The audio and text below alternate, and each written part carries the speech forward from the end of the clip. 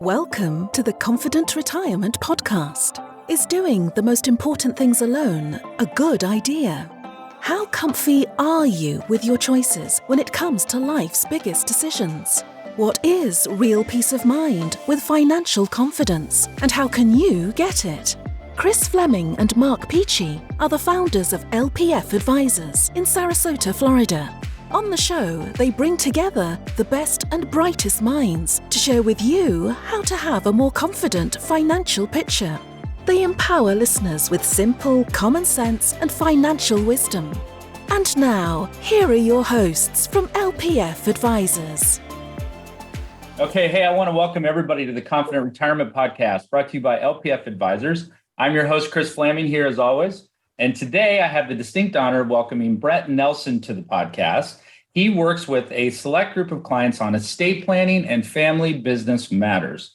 Brent helps to create family organizations and ensures multi-generational continuity. That was a big word. We'll talk about that. He also hosts a podcast and is a published author and speaker. Brent, thanks for being here. Welcome to the show. Thanks for having me. It's my pleasure. Yeah. All right, let's jump in. So I'm sure you have an interesting history. I'm always interested when I talk to somebody that has in the legal field, how they came to find the focus of their practice or kind of what brought you to where you are today. Well, I grew up in a farming family. And so on the border with Mexico, it's basically the corner between Arizona, California, and Mexico. It's the driest place and hottest and sunniest place in the country. And so I grew up working on the farm in the summers when not in school. And I decided there must be a better way to make a living than out here sweating to death in the dirt every single summer. So I didn't want to be in farming. And I had a family friend who was a lawyer. I knew a few family friends who were lawyers, and I always enjoyed reading and writing and politics and history and those sorts of classes in school. So I thought, I could probably do that. And then when I got into law school, eventually, I was at a school that required you to take a basic federal income tax class. And I was dreading having to take it because it sounded horrible.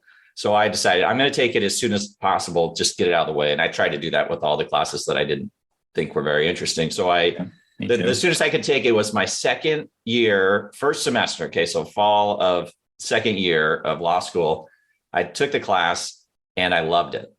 And it was the most interesting, the most practical class that I'd taken in law school to that point. And then I took as many tax classes as I could.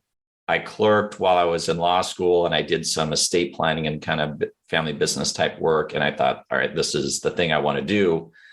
And if you want to do that and have any sort of tax element to your practice as a lawyer, you either need to already be a CPA, which I was not. I was a political science undergrad. Mm-hmm. You needed to get a job with the IRS, which I was not going to do, or you need to get a master's in law in tax, or commonly called an LLM. So I did that. And then out of school, I got a job doing this kind of work, and that's all I know how to do. I have no other skills. There's nothing else anybody would pay me to do. So this is it. Wait, if you grew up on a farm, which I did too for a while, there's some skills that you have that would come back out if you needed to do them. True. I could drive a tractor. Right. I could drive very old vehicles with shoddy clutches and things like that. That's the benefit. That's the benefit of growing up on a farm. You learn to drive when you're like 10. So by the time you get your license, you're like, this is no big deal. Well, I learned to drive a standard or manual transmission on these old tractors and stuff.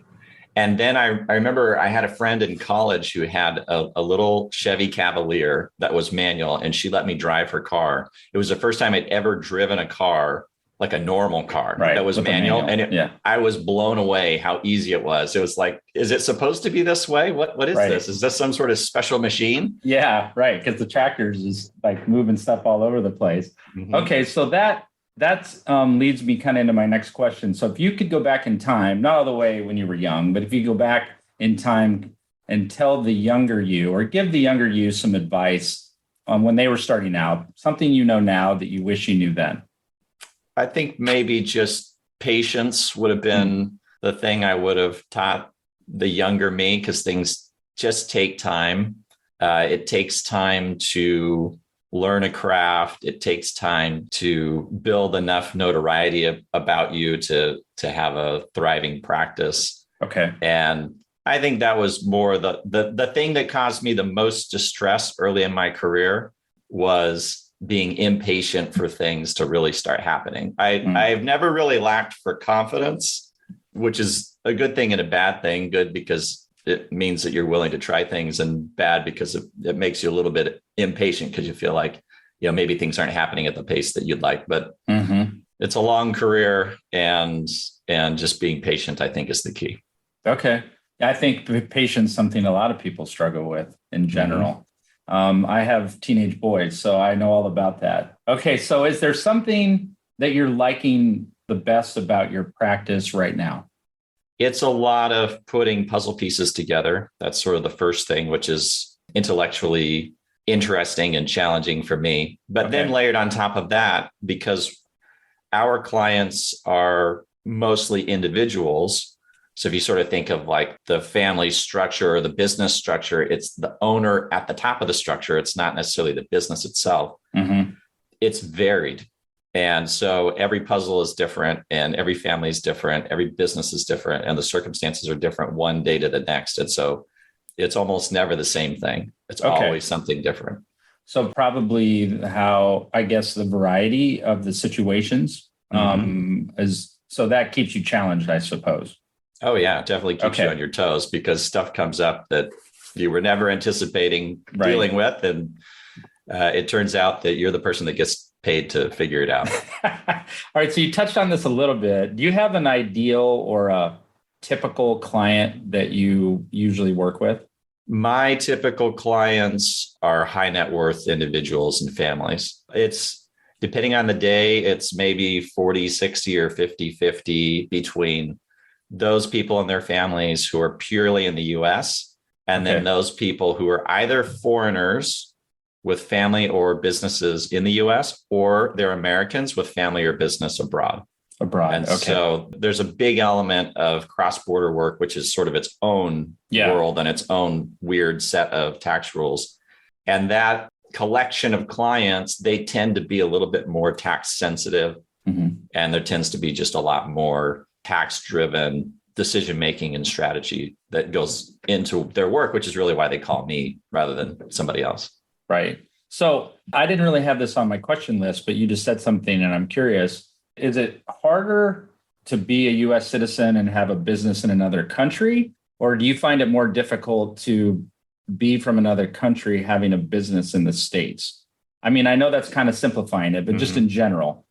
It's probably harder to be foreign and come into the US because there are extra rules that are penalizing, but it's really not easy either way you cut it. It makes everything exponentially more difficult when you add in an international border. Okay. It is challenging enough to add in a state border. So if you have, I think you're in Florida, I'm in Arizona. So I have some clients who they live here or they live there, and then they have like houses and stuff in both places. It's crazy and it's complicated, and figuring out what to do for them that's right is challenging. When you add in a completely new legal system to the mix and a completely new tax system to the mix, it's not twice as hard. It's like exponentially harder. And so either direction is a big challenge. And it just means that people have to be willing to slow down just a little bit and really be deliberate about what they're going to do, because there's a lot of landmines you can accidentally step on. Oh, I can imagine. So that's where I suppose the patience comes in. Yeah. And then teaching other people that they need to be patient as well. Right. Yeah. That always goes over well. Yeah. Okay. So I want to focus in, you mentioned like family business stuff. So I want to spend some time on this. So just pretend I'm a lay person. They've heard of like family business, but what is a family business? How is it created? It's usually a business that one or a few family members are the principal owners of. They could have created it themselves, or it could be something that they kind of inherited or purchased from another family.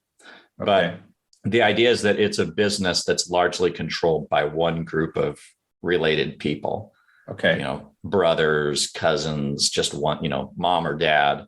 And that business becomes for those individuals largely, of course, I'm speaking in generalities, of course, yes, but largely the substantial portion of their net worth. It's like their where if you're working a job and you have a wage, you might be putting money in your 401k account. Like this is their 401k. Right. This is how they're planning for retirement. This is how they live. And that business is usually fairly all encompassing to their life that drives everything. And just because it's owned by family members and it's very personal does not mean that the business is not subject to all the same corporate partnership, LLC, tax, et cetera, laws that exist for every other business on the planet. Yeah. So they have all the same legal issues as a business that's owned by strangers, but it's family. Yeah. And so there's a slightly different dynamic to it.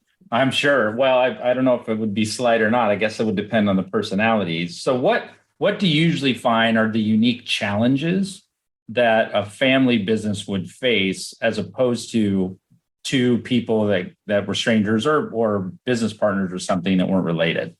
I mean, it's pretty much the same for anybody else. But the big challenge during lifetime is what happens if the principal people become incapacitated. Okay. And who's going to manage this business if they become incapacitated? Because again, the business itself, the legal structure is subject to all the same rules. So if you have an incapacitated person who doesn't have the legal capacity, for example, to sign documents, you have a problem. And so you have to solve for that right off the bat. And the typical way to solve for that, if you can, is you would either have a fairly robust set of employees who have the authority to run and sign documents on behalf of the business. That might not always be the case. And in addition to that, you almost always would have the ownership of actual business inside of a trust structure, because those trust structures allow for the transfer of management of the business from one trustee to the next without involving any courts and things like that, which you don't want to do. Right. So that's the biggest challenge. The second challenge is then, how do we retire? Can we ever step out of this business? Right. And do we have the structure to do that? And then what happens when we die?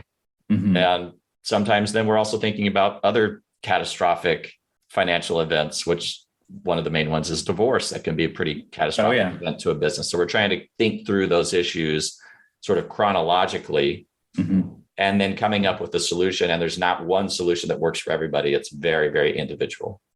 Yeah. And you have to think about the what ifs, the good and the bad, because people always don't think that they always think, oh, this will never happen. But as we know, in the type of work that we do, it certainly does happen more often than you would think. It does. It does happen. I mean, incapacity is an almost certainty. So that one right off the bat is like, we can plan for an incapacity and we're pretty much certain that that's going to happen and we're going to need a structure to deal with it. Obviously, something like disability or divorce is not a given, right? But it does happen, and it happens unexpectedly. I think most people have enough life experience once they get into, their 40s, 50s, 60s to understand that those sorts of things, they do arise, and they probably know somebody, if they themselves haven't had it happen to them, where it happened and it was kind of disastrous. And so this idea of planning around it is not overly foreign. Although it can be somewhat complicated because the laws are complicated, but in the details, it's very complicated. But like the high level idea, people tend to understand it.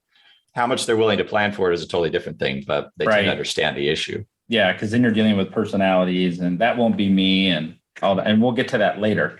So we always hear this thing about like multi-generational businesses failing, right? The business runs into the ground after the second generation or whatever that is. So can you kind of speak to that a little bit? Is that a myth, or do you find that to be true? And not maybe tactics, but what do you try to do with the clients that you work on to you can't completely prevent it, but what do you do to hopefully mitigate the risk of that occurring? Well, I think first you have to make sure you have the premise correct. I'm not saying that you stated it incorrectly, but for each client, you have to make sure you have the premise correct, because the definition of failure depends on the goal that you're trying to achieve. And so if the goal is that we're going to sell the business and we're going to cash out and we're going to live the rest of our days happy with lots of liquidity when the rest of our lives we had no liquidity, then selling off the business and not having it anymore in the family is not a failure. Even though I think in those statistics, it would be included in the family business sort of broke up or it went away, right? Now it's owned by somebody else. Or oftentimes larger companies come in and gobble up smaller companies, and family companies will get gobbled up in those events. It's not a failure necessarily, unless that's not what they wanted to happen. So first you have to sort of define the premise. But if the premise is we want this business to pass on to the next generation so that they own it and possibly operate it, although that's not a given, then the biggest impediment to that, or impediments to that, are number one, organizational. Is the business structured in a way that it's going to allow that to happen? And then number two, it tends to be goals driven, making sure that all the family members who are either going to own or manage the business going forward are on the same page. And much of that is an ever evolving and constant problem to try to solve. And it requires a lot of communication. It almost always involves bringing in third-party experts who can advise, not just the lawyers, but experts who can really advise the family, unless they're extremely organized already on their own.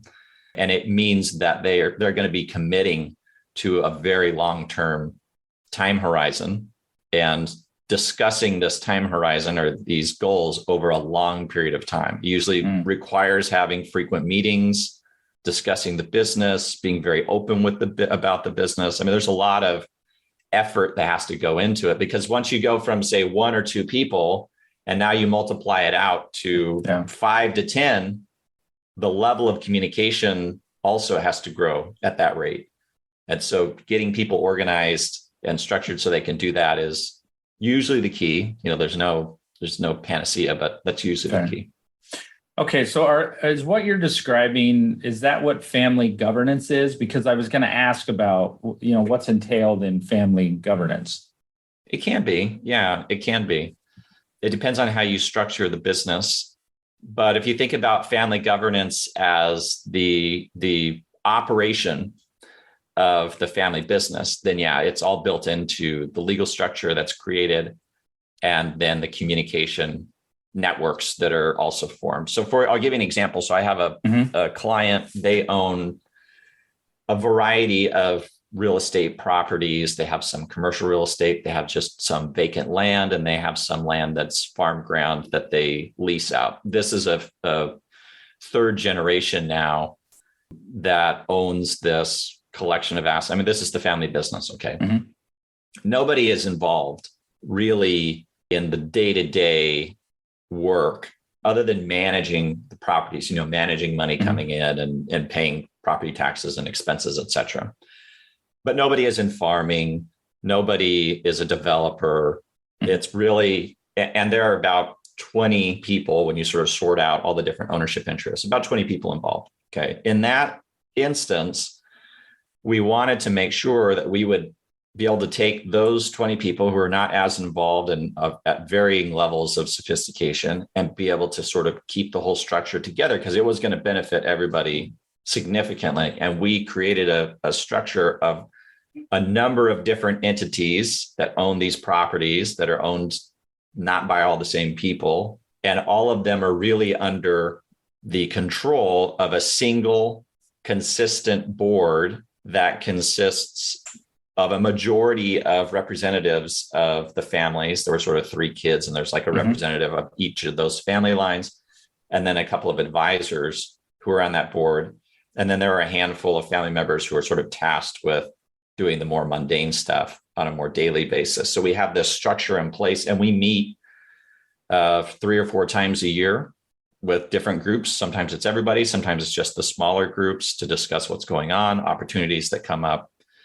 And there's just constant communication. And we've been doing that for, 8 or 9 years. And so far, so good. And people have died and things have changed over time, but the structure is in place to sort of make sure that the actual operation and exploitation, if you think of it that way, of this business is consistent.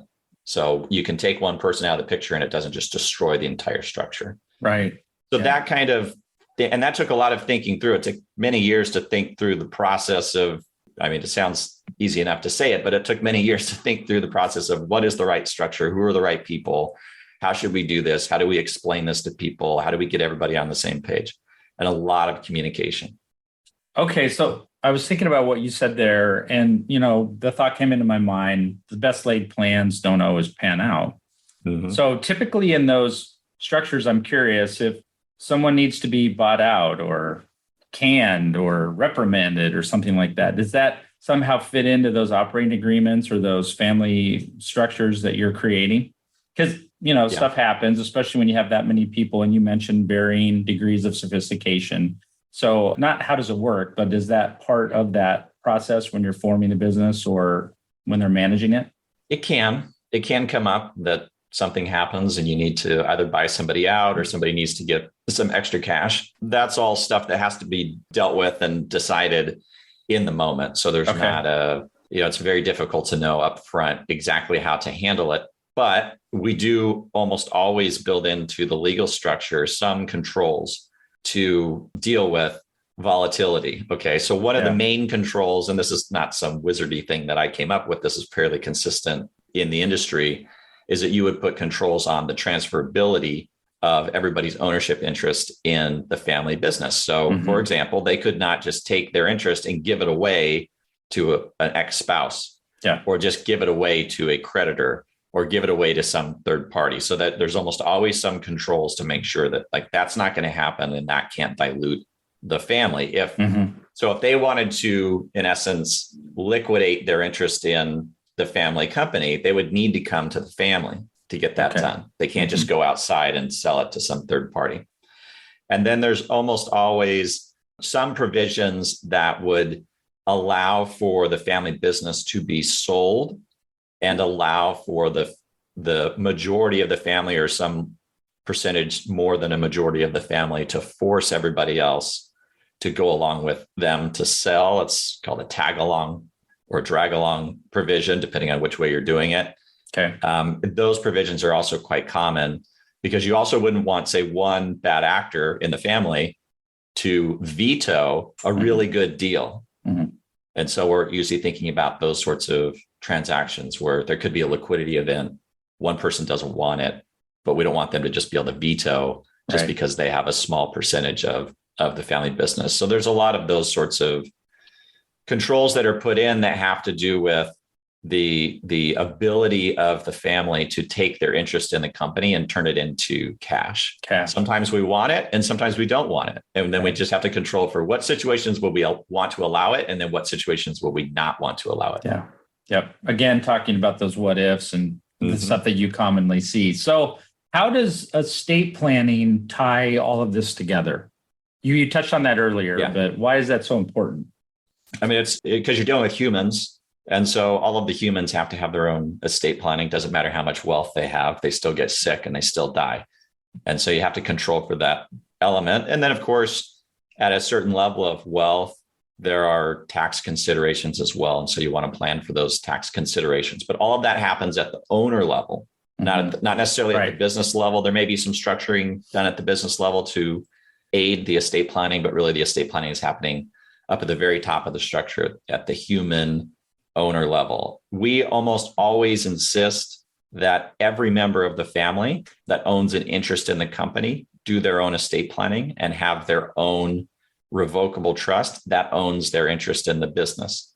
Because we don't want the business in a court proceeding that we're not intentionally involved in. And that's essentially what would happen if you didn't have the estate planning, or could happen if you didn't have the estate planning and then they became incapacitated or they died. You could end up in a guardianship or conservatorship proceeding, or you could end up in a probate. And we don't want to be involved in those if we don't do it very intentionally. So we almost always insist, everybody, you got to do all your estate plan. Doesn't mean that I'm going to do it, but it just means everybody needs to get it done. Well, Lord knows you don't want to be in probate. That took a long time before the pandemic. It's even longer. It's not always easy, but that's not necessarily the fault of anybody other than courts, or they're busy. They have busy dockets, and you can't just get things done with the snap of a finger. We're dealing with something somewhat similar, another sort of family business structure. We need to go into the probate court to get something approved. And they're available to help people get things approved where maybe the law is not as clear as you would wish it to be. And that process, even once we're really ready to go, we're thinking maybe 30 days before we're going to get a hearing with the court. And that would be pretty quick. Yeah. You're just adding on layers of administration that, yes, in the end, it's going to get done, but it's going to take time, and you've got to involve a court, and you've got to go down there, and you've got to pay dumb people like me to show up and write documents for judges. So it's better just to avoid it. Other additional exercises in patience, right, Brent? Yeah, right. Exactly. Okay, so I'm curious what you kind of view as your biggest opportunity for the future, like in your practice, what you see on the horizon. I mean, the nice thing about my practice, if there is a nice thing, is that Americans have not become less entrepreneurial. So there's just going to continue to be family businesses. The largest generation, or at least the wealthiest generation in the country, is aging out. And the transition of their enterprises to the next generation is just going to continue and accelerate. So that I don't see any downtick in that. The other thing that's really been a boon to our practice is just that people are quite mobile, and they tend to be very international. Of course, there's a lot of people who are just siloed in the US, but there are plenty of other people who are not, and there's plenty of money in the world that's trying to make its way into the US. And so that international side of our practice has always been pretty robust, and I don't see it changing in the future. Okay.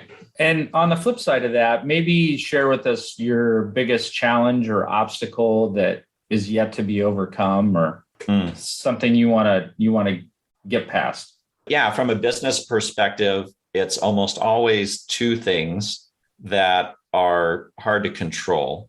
So the first one is just that the laws change constantly, or they're threatened to change constantly. And when they do it, particularly on a federal level, they do it in these massive, very complex bills. The Tax Cuts and Jobs Act in 2018 was 1,000 pages almost. And so getting up to speed on laws that are very complicated and brand new, and being able to then deploy them so that clients understand and can use it, is a big challenge. And it takes a lot of time and effort. The other challenge is almost always staffing, having appropriate staff with appropriate levels of expertise to be able to do the work that we're doing, because it is basically micro niche type work. It can be very, very technical, and it's not something that you learn in law school necessarily. And it's not something you just learn everywhere in the world in every legal employment situation. So you need somebody who has the aptitude to learn complicated things, to learn it fairly quickly, and then to be able to understand how the structures work. And it turns out, like almost every specialty in the world, the number of people who can do that are not great. And so finding the right staffing is always a challenge. Yeah, that isn't something where you can go online and watch a 10-minute YouTube video on how it works, or the creation of it, or the administration. No, although people tell me that they do. Right. Clients will call me up and say, I've been doing a lot of research. I've been Googling this, and I think this is the answer. And so, well, that's 30% of the answer. And when they say that, they've either watched a YouTube video or got sucked down some sales funnel to buy a book. Right. Right.